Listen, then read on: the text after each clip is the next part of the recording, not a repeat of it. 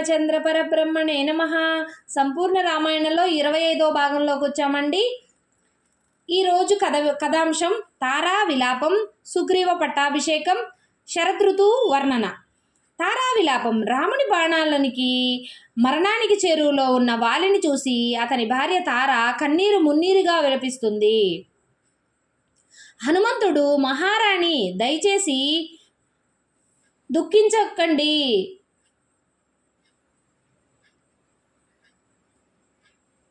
అని అన్నాడు. దుఃఖానికి వ్యవసురాలివి కాకు. నీవు నీ భర్తకు అంతిమ సంస్కారాలు చేసి అంగదుడిని సింహాసనం పైన ప్రతిష్ఠించిన మీదట అతని సంరక్షణ భారం వహించవలసిందిగా ఉంది అని అభ్యర్థించాడు. అంతటా వాలి, ప్రియమైన సుగ్రీవ, నీ పట్ల నేను చేసిన అపరాధాన్నిటినీ నన్ను క్షమించమని వేడుకుంటున్నాను. ఇప్పుడు నా నుంచి రాజ్యాన్ని స్వీకరించి నా కుమారుడైన అంగదుడిని జాగ్రత్తగా చూడు. ఎందుకంటే అతను ఎల్లప్పుడూ నీ పట్ల విశ్వాసపాత్రుడై నిలుస్తాడు అన్నాడు. ఆ మాటలు వాలి తాను దేవేంద్రుని నుండి పొందిన దివ్యమైన స్వర్ణమాలను సుగ్రీవుని చేతిలో పెట్టాడు. అంతటా అంగదుని వైపు తిరిగి, ప్రియకుమారా, ఇప్పుడు నిన్ను వీడిపోతున్నాను గనుక నీవు సర్వదా సుగ్రీవుని పట్ల విధేయుడివై ఉండు. సర్వవిధాలుగా విచారించి పనిచేస్తూ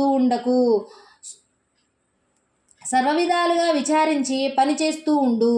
సుఖదుఖాలను ద్వంద్వాలుగా సమబుద్ధితో స్వీకరిస్తూ ఉండు. అతిశక్తి, ద్వేషం రెండు పతనానికి దారితీస్తాయి కనుక ఈ రెండింటిని వర్ణించు అని చెప్పి ప్రాణాన్ని త్యజించాడు. అజేయుడైన తన భర్త మరణాన్ని జీర్ణించుకోలేక శోక సముద్రంలో మునిగిపోతుంది.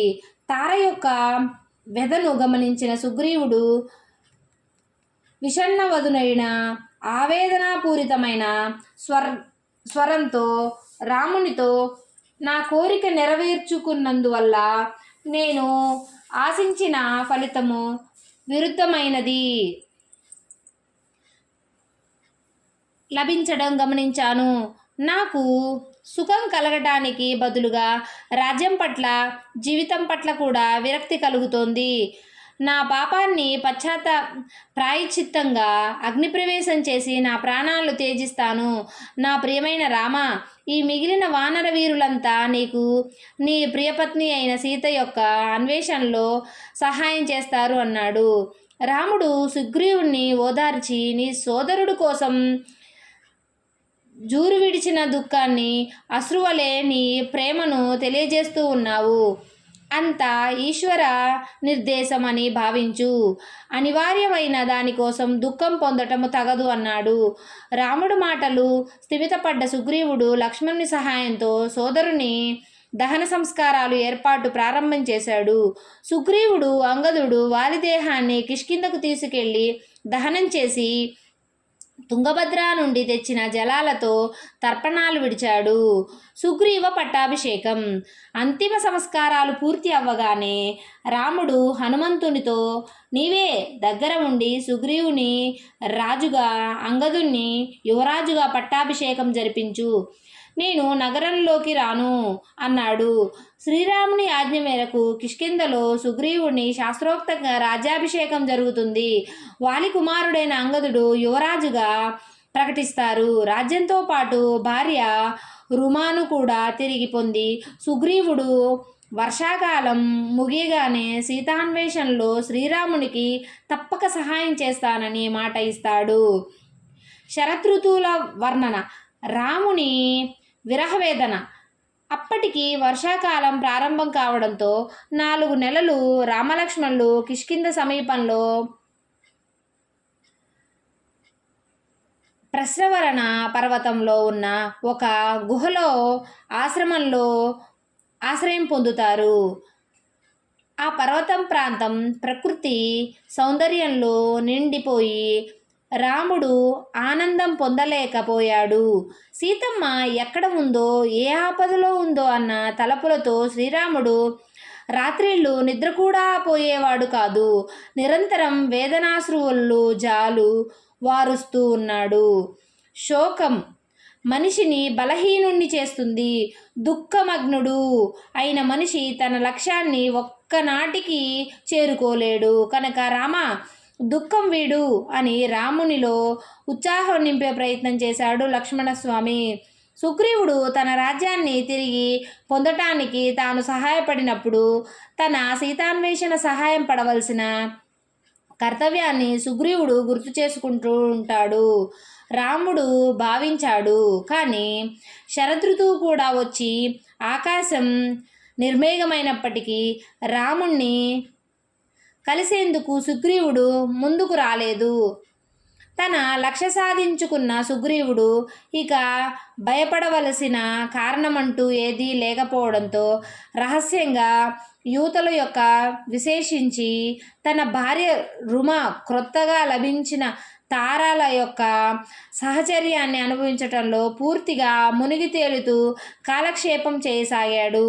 అలా అతను రాజ్యపాలన నిర్వహణ యొక్క కర్తవ్యాచరణ సహితం నిర్లక్ష్యం చేశాడు. తన మాటలు నిలబెట్టుకొని సుగ్రీవుడు జాగు చేసి శ్రీరాముని తీవ్ర ఆగ్రహం వస్తుంది. సుగ్రీవుని తన కర్తవ్యాన్ని గుర్తు చేసి అవసరమైతే హెచ్చరించి రమ్మని లక్ష్మణుణ్ణి కిష్కింధకు పంపుతాడు.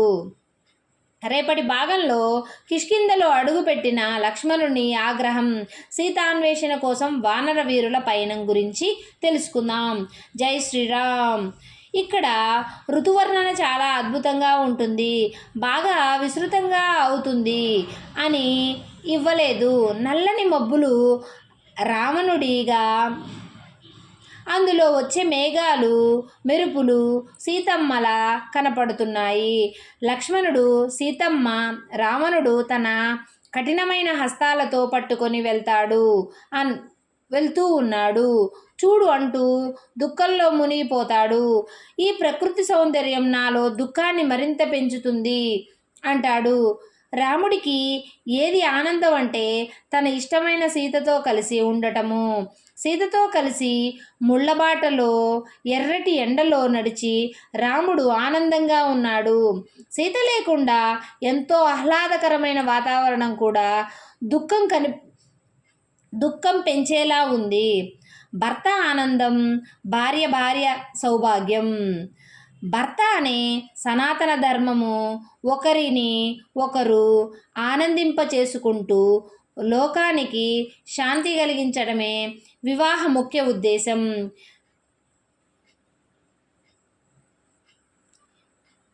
ఏది విశిష్టత?